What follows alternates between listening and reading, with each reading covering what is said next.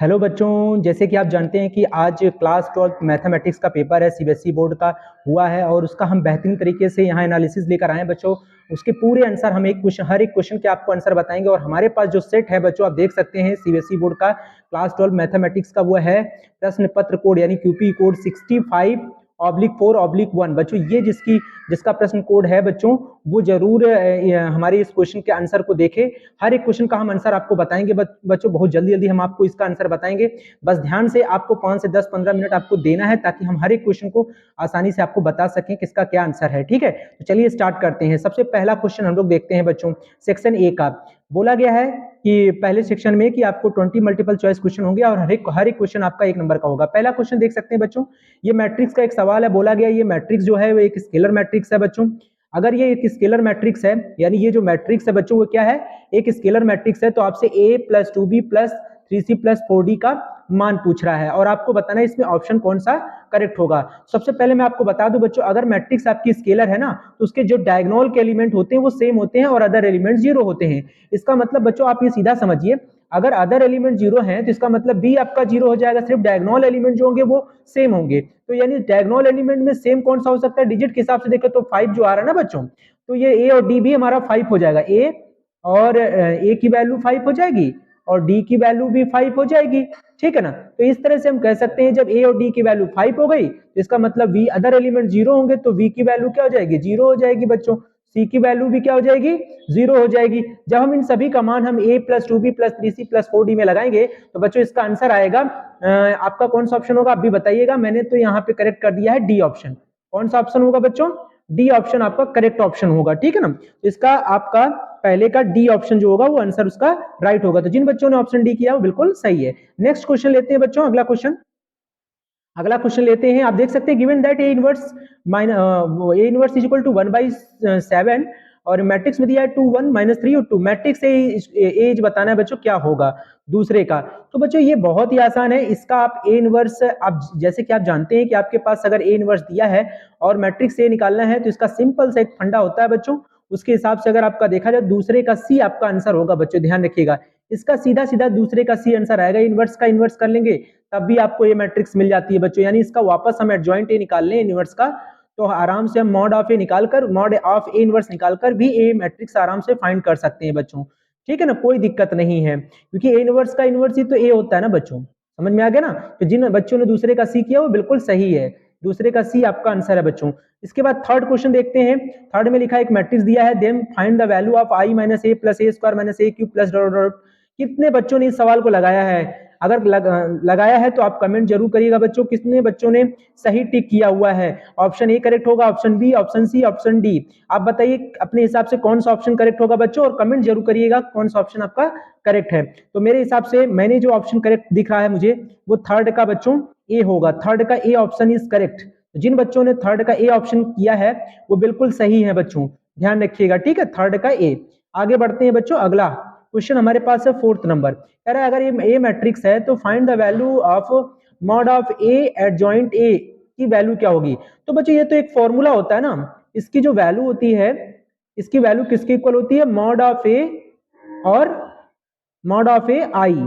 ठीक है ना, बस यही लिख जाता है बच्चों। तो इसका मतलब है कि बच्चों मॉड ऑफ ए इसका निकाल लीजिए मैट्रिक्स का, तो मेरे हिसाब से उसका जो मॉड ऑफ ए निकलेगा वो आप निकाल लीजिए और उसके साथ आई मतलब आइडेंटिटी मैट्रिक्स होती है बच्चों, तो आप जानते हैं उसमें मल्टीप्लाई हो जाता है। तो इसका मतलब फोर्थ का जो ऑप्शन करेक्ट होगा बच्चों वो बी होगा, बी ऑप्शन आपका करेक्ट है। जिन बच्चों ने बी ऑप्शन किया है क्लिक, वो है एकदम राइट। 10i इसका वैल्यू है, मॉड ऑफ ए निकाल लीजिए बच्चों।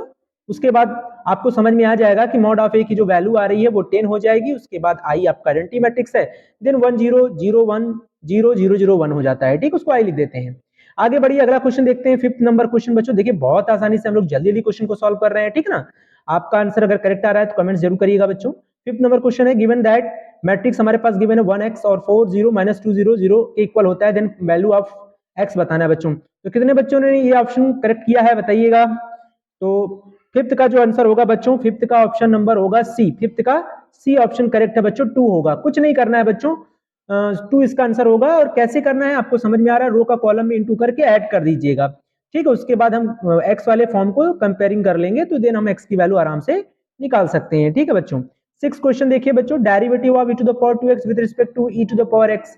बच्चों एक को y1 मान लीजिएगा, दूसरे को y2 मान लीजिएगा, सवाल हो जाएगा।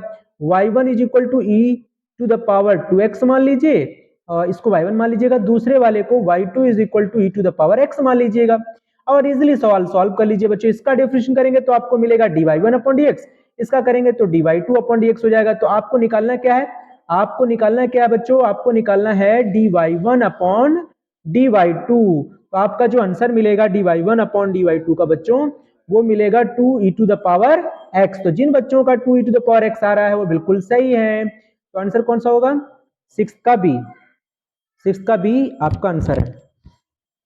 अगला क्वेश्चन लेते हैं बच्चों, अगला क्वेश्चन लेते हैं 7th नंबर। 7th में कह रहा है फॉर व्हाट वैल्यू आपके the function given below is continuous at equal to 0। तो कह रहा है x इक्वल टू 0 पर फंक्शन क्या होगा, कॉन्टिन्यूअस होगा। आपको कॉन्टिन्यूअस के लिए वैल्यू k की वैल्यू बतानी है, k की वैल्यू। तो बच्चों इसमें कुछ नहीं करना है, फंक्शन में k x इक्वल टू 0 रखने पर f0 इक्वल टू k हो जाता है। अब आप राइट हैंड लिमिट निकालने के लिए बच्चों क्या करेंगे, √4 plus x upon x minus 2 है ना, उसका हम रेशनलाइज कर देंगे रूट वाली वैल्यू का। ठीक है ना बच्चों, ऊपर नीचे बस सिंपली जैसे ही आप रूट का रेशनलाइज करेंगे तो आपकी k की वैल्यू वहां से इक्वल हो जाएगी, क्योंकि कंटीन्यूअस है फंक्शन। तो राइट हैंड लिमिट जो होगा फंक्शन की इक्वल हो जाएगा, देन वहां से आप k की वैल्यू निकाल लेंगे और k की वैल्यू जो मिलेगी बच्चों वो आपको मिलेगा। इसका ऑप्शन कौन सा करेक्ट होगा, 7 का बच्चों बताइए, 7 का बी ऑप्शन करेक्ट है, 7 का बी ऑप्शन करेक्ट है, 1/4 इसका आंसर होगा बच्चों। तो जिन बच्चों ने 1/4 आंसर क्लिक किया है बिल्कुल सही है। आगे बढ़ते हैं, अगला question 8 number, the value of lower integration 0 to 3 dx upon √9 - x square है बच्चों। फटाफट बताइए कितने बच्चों ने ये सवाल बिल्कुल सही किया है। 8 का कौन सा ऑप्शन होगा, ऑप्शन सी π/2, π/2 है बच्चों इसका आंसर, π/2 है। अगला क्वेश्चन लेते हैं 9th number, the general solution of the differential equation. ओहो इतना सरल क्वेश्चन बच्चों, बहुत ही आसान question, x dy plus y dx is equal to 0।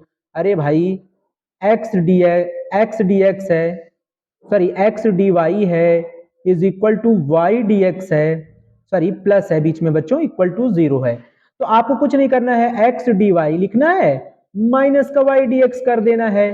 ठीक है बच्चों, तो हमें करना क्या होगा इसके बाद, अब आपको x को dx की तरफ ले जाना है और y को dy की तरफ, यानी यहाँ पे जो बच्चों हमारा बनेगा वो क्या बनेगा, x dy है ना, तो यहाँ पे लिख जाएगा dy के नीचे आ जाएगा y और dx के नीचे हो जाएगा x, वो भी माइनस का। अब इंटीग्रेटिंग कर लीजिए, आ जाएगा आंसर आपका। आंसर क्या आएगा, कौन सा ऑप्शन करेक्ट होगा, 9 का कौन सा ऑप्शन करेक्ट होगा, A option is correct, A option is correct, 9th का ए।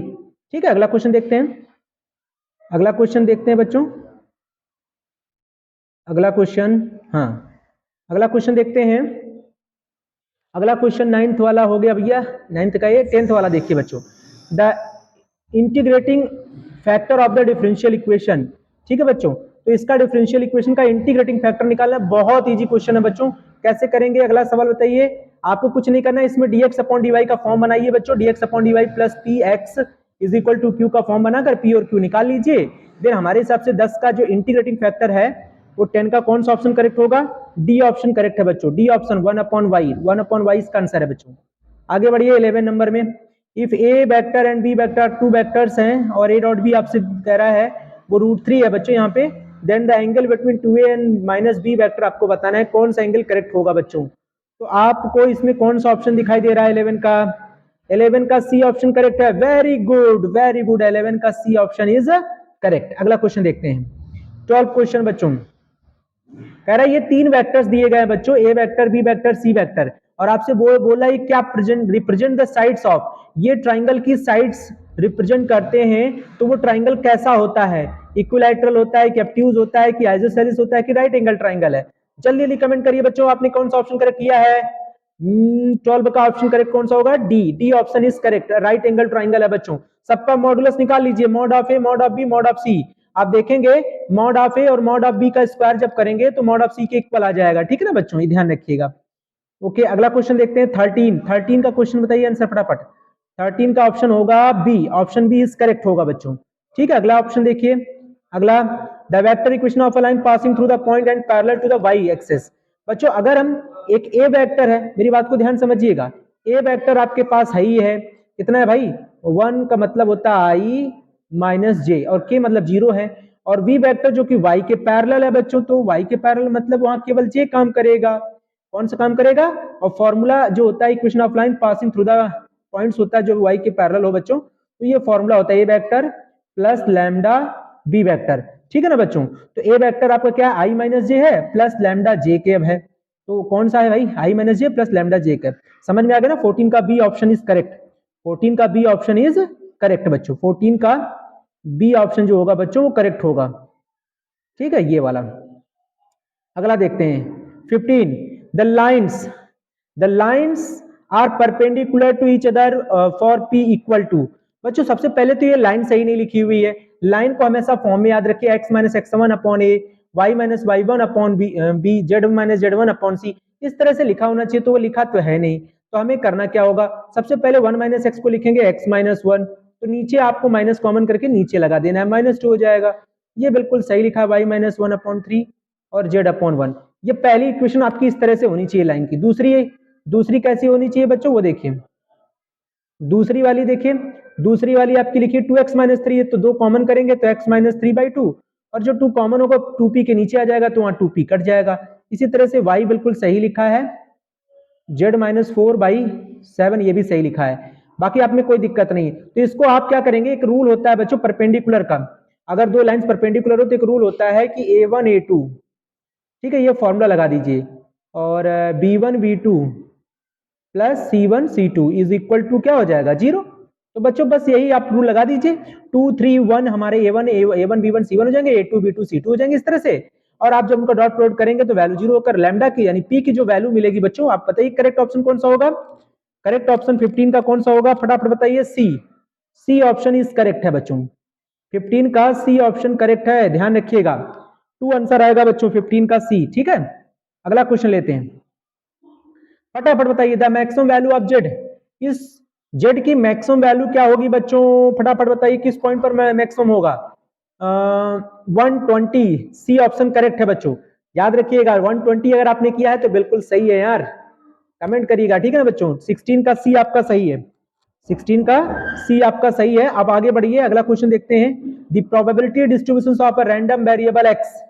तो बच्चों एक बात बताइए, रैंडम वेरिएबल के लिए सवाल आ गया, बहुत इजी है यार, कुछ नहीं करना है। px की जो वैल्यू है ना बच्चों, सबको ऐड कर लीजिए। और आपको पता है प्रोबेबिलिटी ऑफ रैंडम वेरिएबल जो होता है उसका सम 1 से ज्यादा नहीं होता है। तो जितनी वैल्यू है ना ये px की 0.1 plus k plus 2k plus 0.1 is equal to आपको कर देना है 1। ये सबको ऐड करके यहां से k निकालेंगे बच्चों, क्या निकालेंगे? k। और जब k की वैल्यू निकल आएगी बच्चों, तो हमें बोला गया है x इक्वल टू 2 पर, x इक्वल टू 2 पर हमें इसकी प्रोबेबिलिटी डिफाइन करने की क्या होगी? तो x इक्वल टू 2 पर आप डिफाइन करेंगे तो बच्चों यहाँ पे हो जाएगा p x इक्वल टू, मतलब p2 पे हमें चेक करके बताना है प्रोबेबिलिटी। ये तो 2k है ना बच्चों, और फिर k की वैल्यू आपने जो निकाला होगा यहाँ मल्टीप्लाई कर दीजिए, आपका आंसर आ जाएगा। अब आपने k की वैल्यू जो निकाला हो ऐड करके उसके बाद आप उसमें लगा दीजिए, आंसर आ जाएगा। तो 17 का ऑप्शन कौन सा होगा बच्चों, ये बताइए हमको। 17 का ऑप्शन होगा बी, 2/5 होगा बच्चों, 2 अपॉन, याद रखिएगा 2/5। तो 17 का बी ऑप्शन करेक्ट है। अगला क्वेश्चन देखते हैं बच्चों 18। The function f(x) equal to kx minus sin x is strictly increasing for, ओहो मस्त सवाल है बच्चों, बहुत बढ़िया सवाल, बहुत इजी है। आप समझ सकते हैं अगर फंक्शन इंक्रीजिंग होता है तो आप कौन सा रूल लगाते हो? f(x) greater than 0, greater than 0 बच्चों, ये रूल होता है f(x) ग्रेटर देन 0 अगर फंक्शन इंक्रीजिंग है। तो यहाँ पे kx माइनस साइन एक्स हो जाएगा बच्चों, क्या हो जाएगा? kx minus sine x, kx minus sine x greater than 0 हो जाएगा। ठीक है, सॉरी बच्चों, भी डिफरेंशिएट तो कर लीजिए फंक्शन का। फंक्शन का डिफरेंशिएट नहीं करेंगे क्योंकि f(x) होता है ना, तो यहाँ पे फंक्शन को डिफरेंशिएट करने पर मिलेगा k माइनस का cos x, k माइनस का cos x मिलेगा। और बच्चों k minus cos x maximum कब होगा? जब इसकी वैल्यू 0 से बड़ी होगी। अब यहाँ cos x की मैक्सिमम वैल्यू क्या होती है बच्चों, आपको पता ही है। तो k माइनस cos 0 हो जाएगा ग्रेटर देन 0। cos 0 की वैल्यू 1 होती है बच्चों, k ग्रेटर देन 1 इसका आंसर है बच्चों, k ग्रेटर देन 1। 18 का ए ऑप्शन करेक्ट है बच्चों, 18 का ए ऑप्शन क्या है? करेक्ट है, ये बिल्कुल सही है। ठीक है, अगला क्वेश्चन देखिए। अब आते हैं 19 पे, एजर्शन और रीजन का सवाल है बच्चों। द रीजन दिया गया है कि जो x plus Y is a prime number है and X Y is not a reflexive relation. बच्चों अगर एक बार बताइए, अगर x और y अगर प्राइम नंबर है तो x का जो नंबर लेंगे और y का जो नंबर लेंगे, ठीक है, दोनों का सम होगा ना प्राइम नंबर, तो x और y एक रिफ्लेक्सिव रिलेशन नहीं होगा। ये कब संभव हो सकता है? जब दोनों की डिफरेंट वैल्यूज होगा। जबकि देखिए आप x और y अगर reflexive, is not a reflexive relation, is not a reflexive relation. इसका मतलब क्या है बच्चों? कि इसका मतलब ये है कि हम x और y की दोनों वैल्यूज तो सेम लेते हैं, और जब सेम ले लेंगे तो इसका मतलब वहां पे वो प्राइम नंबर ही नहीं बनेगा। जैसे हमने x की वैल्यू 2 ले ली, जबकि 2 एक प्राइम नंबर होता है, और y हमारे पास क्या है, वो भी 2 ले ली, क्योंकि सेम सेम लेंगे, तो 2 + 2 क्या हो गया 4, और ये प्राइम नंबर नहीं है बच्चों। तो is not a reflexive relation. सही है कि भाई रिफ्लेक्सिव रिलेशन नहीं होगा। फिर आगे कह रहा है the number 12 is composite for all natural number n। नहीं बेटा, क्योंकि n एक नेचुरल नंबर होता है और n की एक वैल्यू अगर आप लगा देंगे 2n में, तो बच्चों ये 2 हो जाएगा, और कंपोजिट में कम से कम 2 से ज्यादा फैक्टर होने चाहिए। कितने होने चाहिए? 2 से ज्यादा फैक्टर होने चाहिए। तो रीजन आर गलत है, असर्शन ट्रू है। तो ऑप्शन कौन सा होगा? 19 का सी। वेरी गुड, क्या बात है भाई, 19 का सी ऑप्शन करेक्ट है बच्चों। अगला क्वेश्चन देखते हैं। अगला 20 देखिए, the corner points of the bounded feasible region of the LPP, the maximum value of Z occurs at a infinite points. अब एक बात बताओ बच्चों, जो भी मैक्सिमम वैल्यू होती ना, ठीक है, इनफाइनाइट पॉइंट्स के लिए चेक होती है, हैं? आपका जो रीजन बाउंडेड होता है उसमें जो पॉइंट्स होते हैं उसी पे तो चेक किए जाते हैं, और कोई उस पे एक ही पॉइंट होता है जिस पर वो मैक्सिमम वैल्यू क्रिएट करता है। क्या करता है? मैक्सिमम वैल्यू क्रिएट करता है, मतलब मैक्सिमम वैल्यू देता है किसी एक पॉइंट पर। अब चाहे वो आर पे दे, चाहे पी पे दे, चाहे क्यू पे दे, क्योंकि बच्चों यहाँ पे तो रीजन इसी से गिरा है ना, आर एस पी क्यू। तो यहाँ पे इस फिगर को देखते हुए तो ये लग रहा है कि कोई एक पर्टिकुलर पॉइंट होगा जिस पर ये वैल्यू क्या होगी? मैक्सिमम होगी। तो इसमें देखो साफ साफ बात बता रहा है, रीजन जो आपका है 20 का जो क्वेश्चन है बच्चों, वहां पे थोड़ा सा ध्यान दीजिएगा कि assertion इज फॉल्स है, assertion इज फॉल्स है, but reason R is true है। ठीक है ना बच्चों? तो आपका ऑप्शन डी जो होगा ना, इसका 20 का डी, वो करेक्ट होगा बच्चों। अगला क्वेश्चन लेते हैं, याद रखिएगा option D is correct, option D is correct, option D is correct, ये वाला। अगला देखिए, सेक्शन बी में आ गए बच्चों, बहुत अच्छे, वेरी गुड। अब कह रहा है इन द सेक्शन में 5 very short type question answer है बच्चों, 2 मार्क्स के हैं। अब 21 का एक आंसर तो हम आपको बता ही देंगे डायरेक्ट, आप करें हो चाहे ना करें हो भाई, मैं तो ऐसे ही बता दूंगा, सिंपलेस्ट फॉर्म में चेंज करना है बच्चों। इसका आंसर होगा π/4 प्लस का x/2। तो रटा रटाया सवाल है यार, इसमें कुछ है ही नहीं। ठीक है, π/4 प्लस का x/2। ठीक है, अगला क्वेश्चन देखते हैं। अगला क्वेश्चन बच्चों, अगला क्वेश्चन 21 का बी देखिए बच्चों, tan inverse 1 cos inverse -1/2 sin inverse -1/√2 का मान बताना है बच्चों। बताइए फटाफट क्या आंसर होगा 21 का। 21 का आंसर बताइएगा जल्दी जल्दी। अरे भैया tan इनवर्स 1 का मान होता है π/4, हो गया ना, देखना कितना सरल होगा। cos इनवर्स में होता है रूल बच्चों पाई माइनस, क्योंकि cos में है ना बच्चों, तो pi minus cos inverse 1/2 cos में किसका मान होता है भाई? cos 60 डिग्री का, यानी π/6 लिखोगे ना आप, π/3 बच्चों, π/3 लिखना है आपको, π/3। ठीक है, cos 60 डिग्री की वैल्यू 1/2 होती है। अच्छा, sin इनवर्स -1/√2 की वैल्यू में क्या होगा बच्चों? -π/4 हो जाएगा। तो आप साफ साफ देख रहे हो ये से कट गया, 2π/3 आंसर हो गया बच्चों। 2π/3 क्या हो गया? आंसर हो गया किसका? इस वाले बी का ऑप्शन का आंसर क्या है? 2π/3। नेक्स्ट क्वेश्चन लेते हैं बच्चों। अगला क्वेश्चन क्या है? अगला क्वेश्चन हमारे पास आ रहा है डिफरेंशिएशन का, वेरी गुड क्वेश्चन है। 22 का ए कह रहा y = cos³ sec² 2t है, फाइंड dy/dt। बच्चों अब अगर आपको डिफरेंशिएशन नहीं आता है तो प्रॉब्लम है। देखिए cos पर पावर लगा है, आपको dy/dt लिख लेना है। तो cos की पावर आगे आके आ जाएगा 3 cos², फिर ब्रैकेट में जो एंगल है वो पूरा लिख दिया जाएगा। फिर उसके बाद क्या करेंगे बच्चों? sec² cos का फिर दोबारा करेंगे तो माइनस का साइन हो जाएगा बच्चों, तो साइन, फिर ब्रैकेट में जो है वो हो जाएगा। उसके बाद sec² 2t का करिए बच्चों, तो sec² 2t करेंगे तो 2 आगे आ जाएगा। देखिए मैं पूरा आंसर बताऊं, 2 sec 2t हो जाएगा, और फिर sec 2t करेंगे तो sec², और फिर tan 2t हो जाएगा, और फिर 2t करेंगे तो 2 आगे आ जाएगा, यानी कुल मिला के -12 तो आगे ही आ रहा है बच्चों। तो जिसका आंसर इस तरह से पूरा मल्टीप्लाई में आएगा बच्चों, आप चेक कर लीजिएगा, क्योंकि इतना बड़ा सोल्यूशन है, आपको आराम से ये सोल्यूशन -12 हम ऐसे ही बता दे रहे हैं आपको, आएगा -12 आएगा। ठीक है, और क्या क्या था, cos³ है ना, तो यहाँ पे हो जाएगा cos² x, x मतलब यहाँ पे आपका जो एंगल है, उसके बाद कॉस को हमने साइन में करा जो एंगल है, फिर सेक स्क्वायर का करा तो उसमें 2 आगे कर ही चुके हैं, सेक 2t बचा बच्चों, फिर उसमें स्क्वायर फिर हो गया tan 2t बचा। तो इस तरह से पूरा आंसर है माइनस का 12 cos square sec square 2t sine sec square 2t sec square 2t tan 2t। ठीक है, ये आंसर होगा बच्चों। अच्छा, इसके बाद हम देख सकते हैं ये तो प्रूविंग है 22 का और अब लगा हुआ है, तो बहुत ही आसान क्वेश्चन है बच्चों। आप चाहे तो इसको भी कर सकते थे डिफरेंशिएट करके या लॉग लेके, किसी भी तरीके से कर सकते थे। 23 का बच्चों, और ये स्ट्रिक्टली इंक्रीजिंग दिखाना है तो स्ट्रिक्टली इंक्रीजिंग का आपका रूल ही आपको पता ही होगा। स्ट्रिक्टली इंक्रीजिंग का रूल होता है कि एफ डैश एक्स फंक्शन क्या हो, ग्रेटर देन 0 होना चाहिए। सॉरी, स्ट्रिक्टली डिक्रीजिंग है, स्ट्रिक्टली डिक्रीजिंग है बच्चों। तो स्ट्रिक्टली डिक्रीजिंग में रूल क्या होता है, F dash x less than 0 होना चाहिए। तो हम देख सकते हैं इसके आप डिफरेंशिएट कर लेंगे तो ये हो जाएगा 4x क्यूब माइनस का 12x स्क्वायर, ये आएंगे इसके फैक्टर बच्चों। ठीक है ना। अब आप क्या करेंगे, इसको लेस देन 0 कर देंगे तो यहां से बच्चों आपको क्या होगा ना, एक चीज ध्यान रखना है, ये मिलेगा x स्क्वायर कॉमन हो जाएगा और अंदर बचेगा शायद 4 3 जा 12 x माइनस 3 4 भी है यहाँ पे बच्चों, लेस देन 0 करेंगे। ये वैल्यूज तो हमेशा पॉजिटिव रहेगा, केवल x माइनस 3 तो नेगेटिव है, तो x माइनस 3 लेस देन 0 रहेगा। इसका मतलब हो गया कि x लेस देन है बच्चों, तो x लेस देन 3, x का मान 3 से जितने छोटे होंगे ना बच्चों, सारे इंटरवल होंगे इसके। ठीक है, x लेस देन 3 इसका इंटरवल है। ठीक है, समझ में आ गया बच्चों। अच्छा, इसी तरह से हम 24 का क्वेश्चन का आंसर बताइए फटाक से। 24 का क्वेश्चन का आंसर कैसे बताएंगे, अरे भाई वॉल्यूम आप इंक्रीजिंग दिया गया है तो वॉल्यूम को भी मानते हैं बच्चों, तो dv अपॉन dt हमको दिया है, कितना है 6। उसके बाद how fast is surface area भी हमको प्रूव करवा रहा है, मतलब चाहिए उसको ds अपॉन dt क्वेश्चन कर रहा है।